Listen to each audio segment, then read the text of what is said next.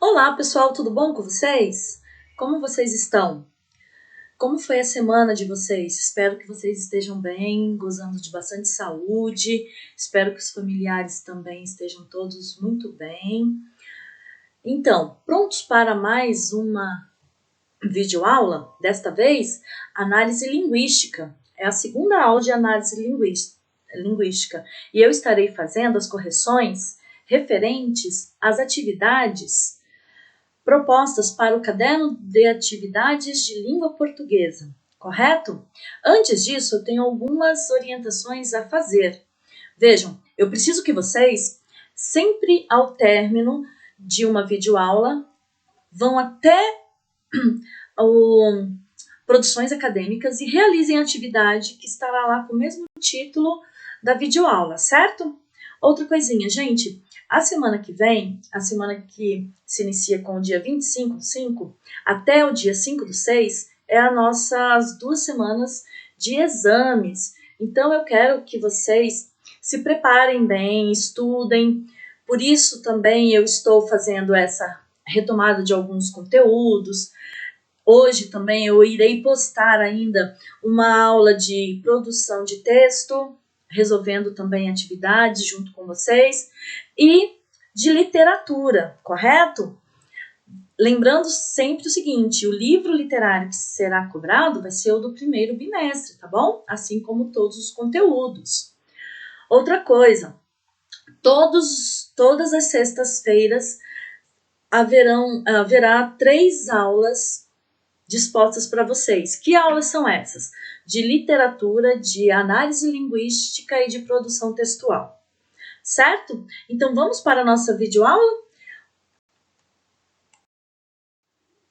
Aula ministrada pela professora Hilda, caderno de atividades do primeiro bimestre. As páginas que nós iremos ver é a página 30 até a página 35, certo? Então, vamos. Olha lá, no caderno de atividade de vocês, na página 30, tem essa atividade em que pede que vocês analisem e assinalem os trechos que defendem o estrangeirismo. Então, aqui nós temos citações de especialistas, linguistas, ou seja, pessoas que têm propriedade sobre a língua portuguesa, correto? Então, quais são, né, as citações que defendem o estrangeirismo? Então, aqui nesse primeiro slide, nós já temos aqui o B e o C. Né? O problema do empréstimo linguístico não se resolve com atitudes reacionárias, como estabelecer barreiras ou cordões de isolamento à entrada de palavras e expressões de outros idiomas. Resolve-se com o dinamismo cultural, com o gênio inventivo do povo. Então, gente, a língua, ela é viva, tá? Ela é mutável, então ela está todo o tempo se transformando.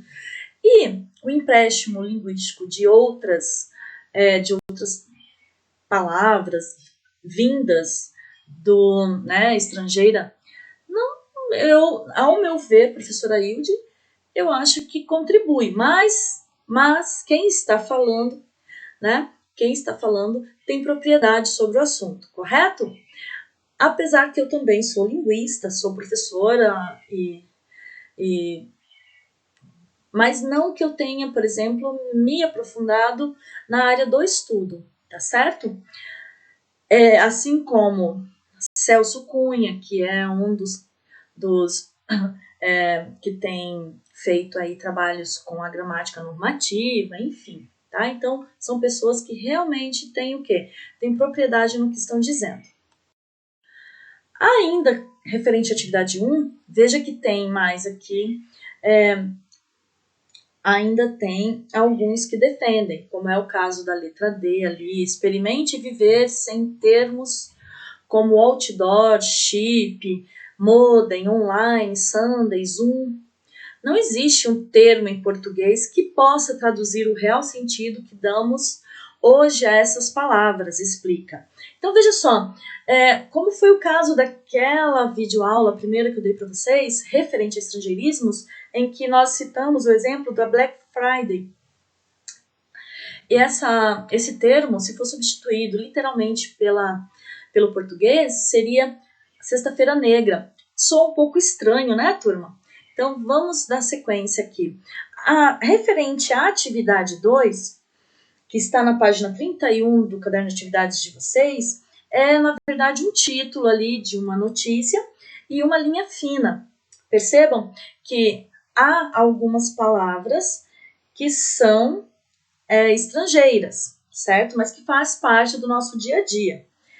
A letra A dessa mesma questão pede que você pesquise e escreva o significado de cada uma dessas palavras. Eu acredito que a grande maioria já tenha realizado a atividade, até porque eu andei vendo algumas atividades realizadas, mas ainda há pouca adesão, então vamos fazer a atividade, tá bom, turma?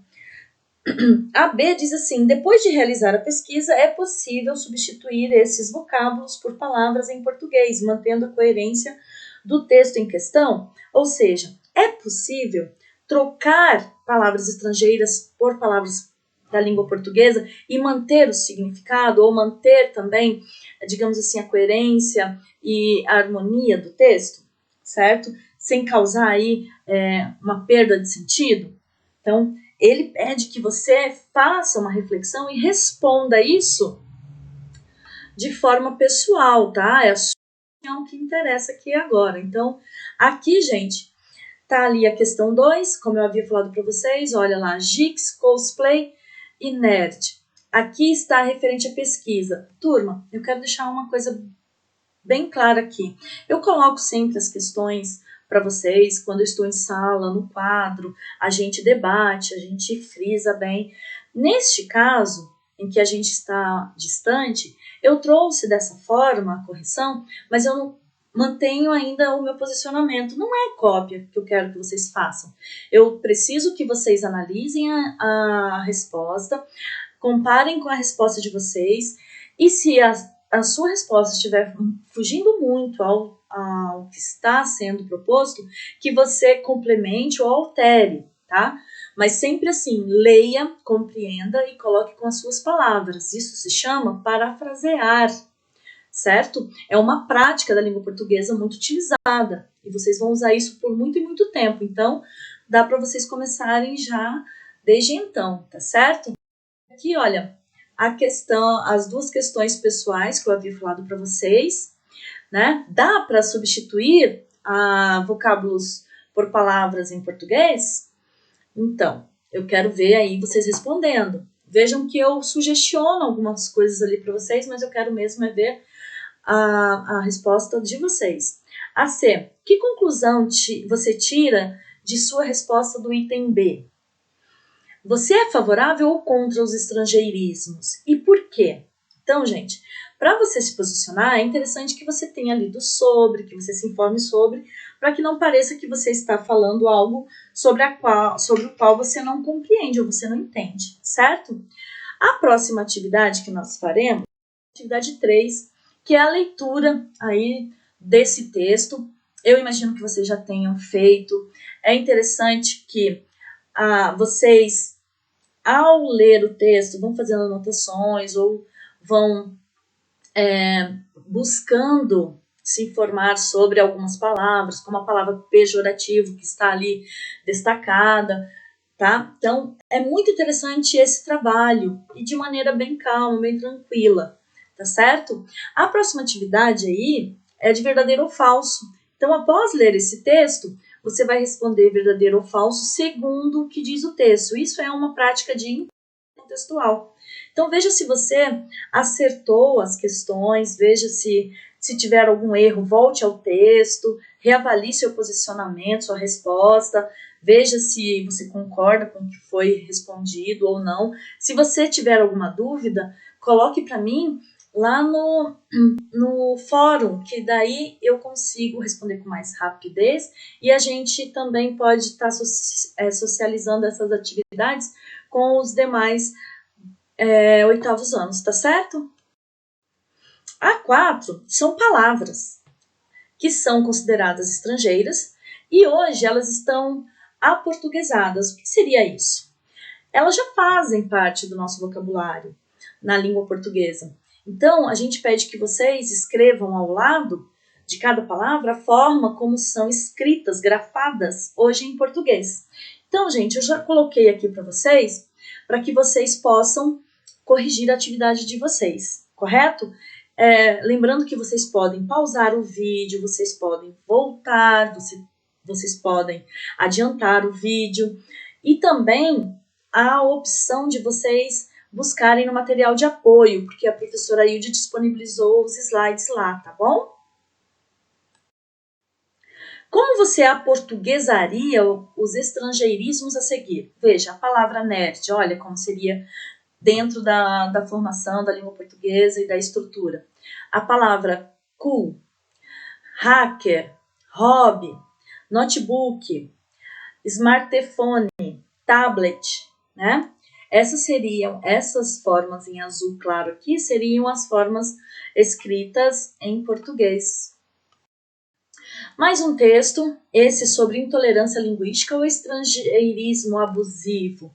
Então, a mesma orientação que eu dei para o texto anterior, eu faço de novo, que é a leitura atenta desse texto. Lembrando que logo em seguida, olha, entre o verdadeiro e falso, que te ajuda a ver se você interpretou de maneira correta ou não o texto que você acabou de ler, tá certo? O 7, levando em conta as informações do texto, assinale a afirmativa incorreta. Então, aqui, a incorreta é a letra C, porque olha só que alegação mais absurda. Palavras como download, deletar e software são aceitas em jornais, porém não são em livros. Não, isso é um absurdo. Se você estiver realizando um texto muito formal, em que, digamos assim, soaria estranho você utilizar uma palavra estrangeira, você pode chamar a atenção para essa palavra, colocando ela entre aspas, entre travessões, para mostrar que você sabe sim que você está tratando de uma palavra estrangeira, certo? 8. Escreva em português os estrangeirismos de origem francesa. Olha, gente, a maioria aqui vocês conhecem, então eu acredito que vocês tenham acertado a maioria. Façam as correções, vão colocando certinho do lado do texto de vocês, isso é muito importante para vocês saberem o que estudar e como estudar, correto? A questão 9, ela é aquela cerejinha do bolo, ou seja, para mim ela é muito importante pelo seguinte, ela solicita que você se posicione, mas que você se posicione sabendo sobre o que você está falando, apontando que você se baseou em estudos feitos em pessoas que têm propriedade para estar falando sobre aquilo, entende? Não é só, minha opinião é essa, aí é porque é isso e ponto. Não, você tem que ter, né, um posicionamento, porque senão é uma falácia, ou seja, ninguém acredita no que você fala. Tá certo? Então, olha lá, a 9 diz, muitas palavras que há algum tempo vieram do francês estão completamente incorporadas ao vocabulário da língua portuguesa. Levando isso em conta e também os outros argumentos estudados até aqui, como você responderia a alguém que lhe dissesse que o uso de estrangeirismos ameaça nosso idioma? Então, eu quero ver aí um posicionamento bem embasado, tá? Se vocês acharem que são poucas linhas, façam no seu caderno, não tem problema nenhum, tá bom? O próximo texto, ele serve para ajudá-los a responder as questões 10 e 11. Então, vejamos, também fala sobre, né, a língua materna. Então, assinale a afirmação que não está de acordo com o texto. Olha, mais uma questão de interpretação, tá? Então, vocês estão vendo aqui o gabarito, espero que vocês tenham acertado. Olha lá, complete a lacuna. Gente, palavras estrangeiras, muitas vezes inseridas ao nosso vocabulário, elas fazem com que novas palavras vão surgindo. É o caso, por exemplo, do verbo twittar, que veio a partir do quê? Do Twitter, que é uma rede social, certo? Então, olha só que engraçado. Eu falei para vocês lá no começo do vídeo que a nossa língua ela é viva, né? Que ela é mutável. E realmente, a partir de novas palavras, outras vão surgindo e são incorporadas ao nosso vocabulário da língua portuguesa. Referente à questão 12, tem uma tirinha e diz assim, ó, por favor, faz entrega? Não, só delivery. Então, olha só que absurdo, né? O que você entendeu sobre isso?